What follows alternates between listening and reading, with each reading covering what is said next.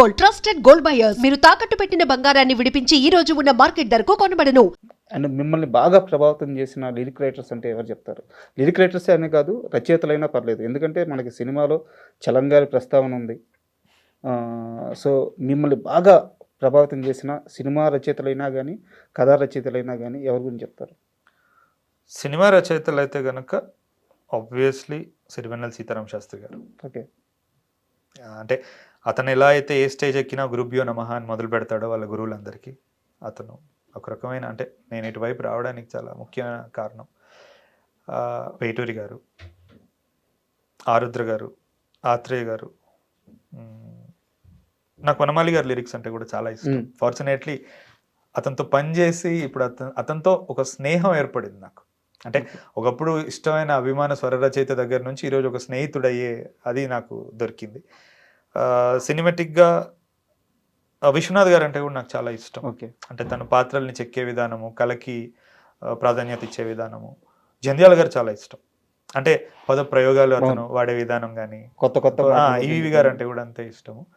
బాగా అంటే ఇంతమంది ఇష్టమైన వాళ్ళ పేర్లు చెప్పాను, కానీ బాగా ప్రభావితం చేసిందంటే మటుకు సిరివెన్నెల సీతారామ శాస్త్రి గారు. Okay, hands down. అండ్ రచయితల విషయానికి వస్తే నేను ఎన్నోసార్లు చెప్పాను, మళ్ళీ మళ్ళీ చెప్తున్నాను, దేవరకొండ బాలగంగాధర్ తిలక్. అంటే ఎక్కడో ఆయన ప్రాణం ఎప్పటికీ నాలో ఉంటుంది అని నాకు అనిపిస్తూ ఉంటుంది. ఓకే. అమృతం కురిసిన రాత్రి, ఉన్ను తిలక్ కథలు చదివినప్పటి నుంచి. అండ్ శ్రీశ్రీ.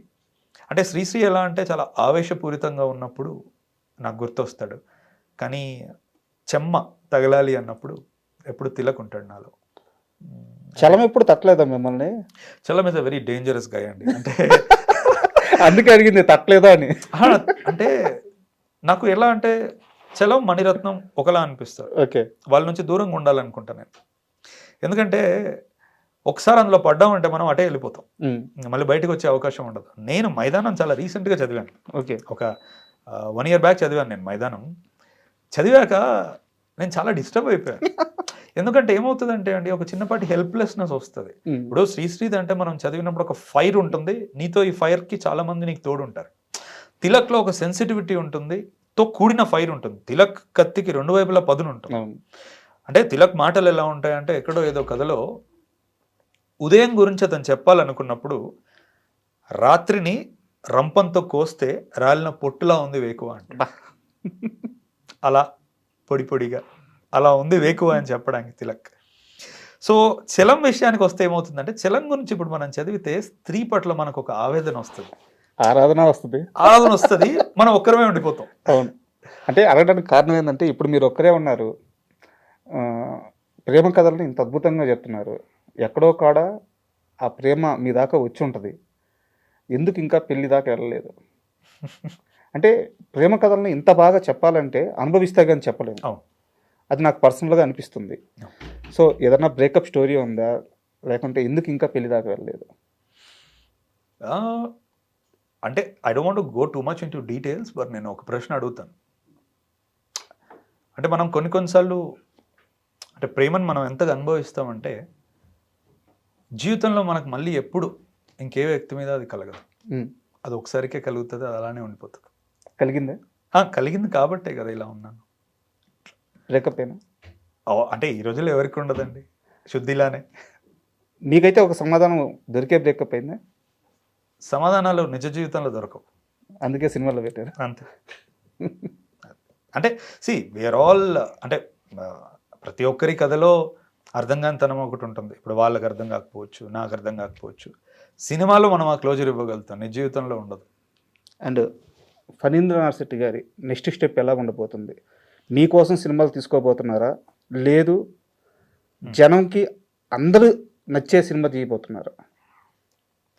అందరూ నచ్చే అనేది ఎప్పుడు ఒక ఏమంటారు దాన్ని, ఆక్సిమోరన్. అది అందరికీ ఎప్పుడు ఏది నచ్చదు. సరే, ఎక్కువ మందికి నచ్చే, ఇంకా ఓపెన్గా మాట్లాడాలంటే ఒక కమర్షియల్ సినిమా.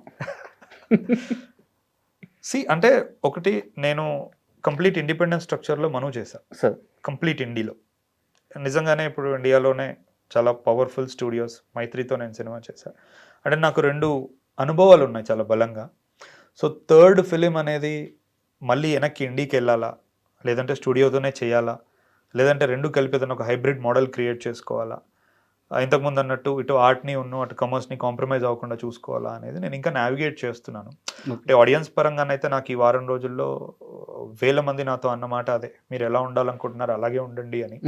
అది నేను చెప్పుకున్నది కాదు, వాళ్ళు చెప్తుంది, వాళ్ళు అలాగే కోరుకుంటున్నారు. అలా ఉంటేనే సర్వైవ్ అవుతుంది నిజంగా art, poetry or whatever it is, ఇంత మనసుకు తాకగలిగే సినిమా అంటున్నారు. But I'll give it some time.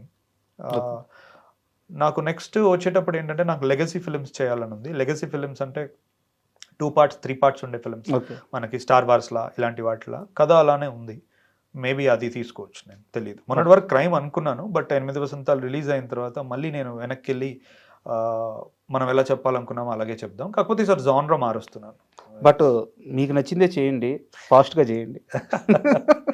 ఎందుకంటే మీలాంటి ఫిల్మ్ మేకర్ చాలా రేర్. మీ దగ్గర నుంచి నెంబర్ ఆఫ్ మూవీస్ వస్తే ఎంతో కొంతమంది ఆలోచిస్తారు. ఇక్కడ ఒక సమస్య ఉందన్నమాట.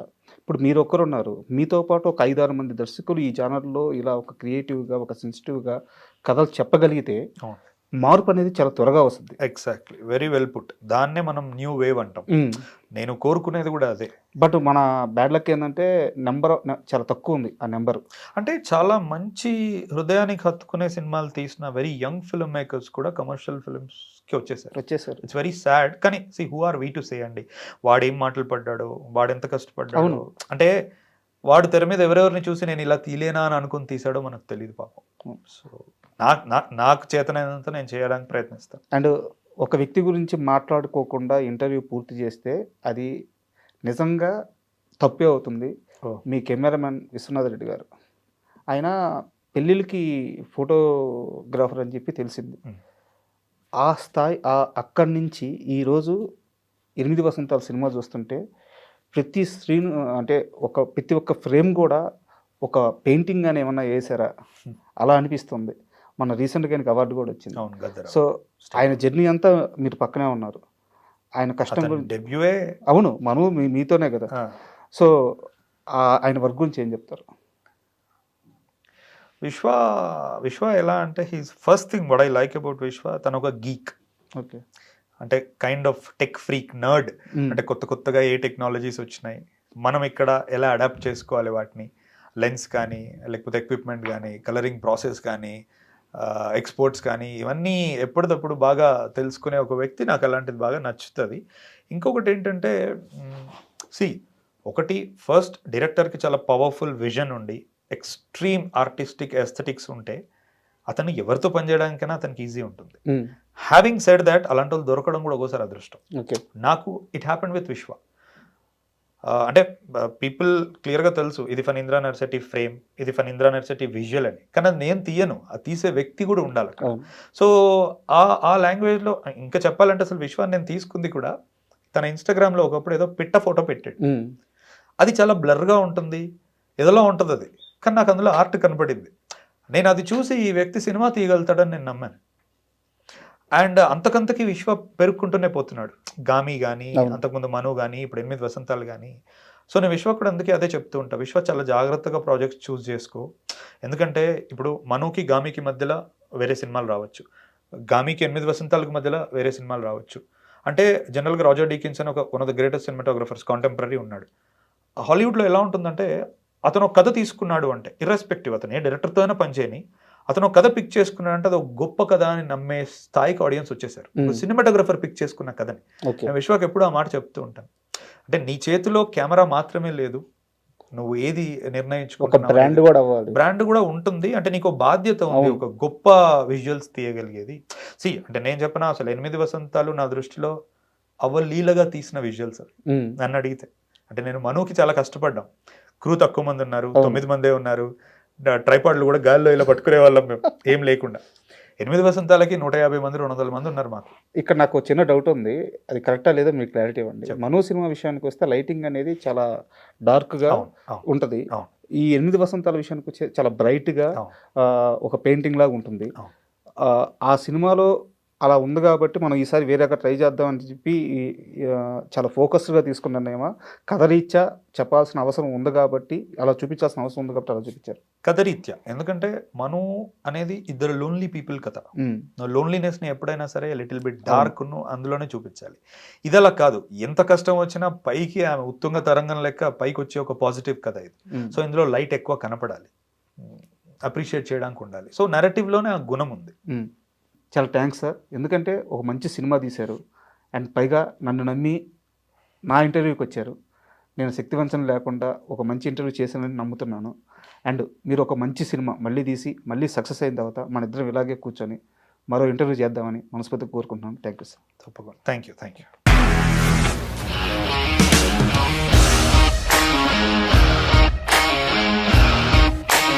ఇండస్ట్రీలో కమిట్మెంట్ ఇష్యూస్ వస్తే నీకు కూడా వచ్చినట్టు? మార్నింగ్ తీసుకెళ్ళానంటే కొట్టి పడేసారు.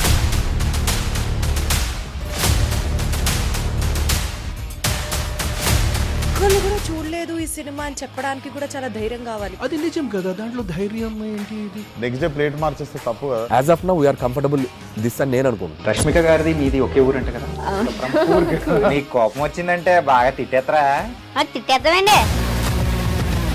నిజంగా గేమ్ ని ఎలా చేంజ్ చేయగలిగారు? ఏపీఎస్ఎఫ్సి వాళ్ళకి 6 నెలల్లో నేను 6 లక్షలు కట్టా. బిజినెస్ చేయాలనుకుంటే it is as difficult as riding a tiger.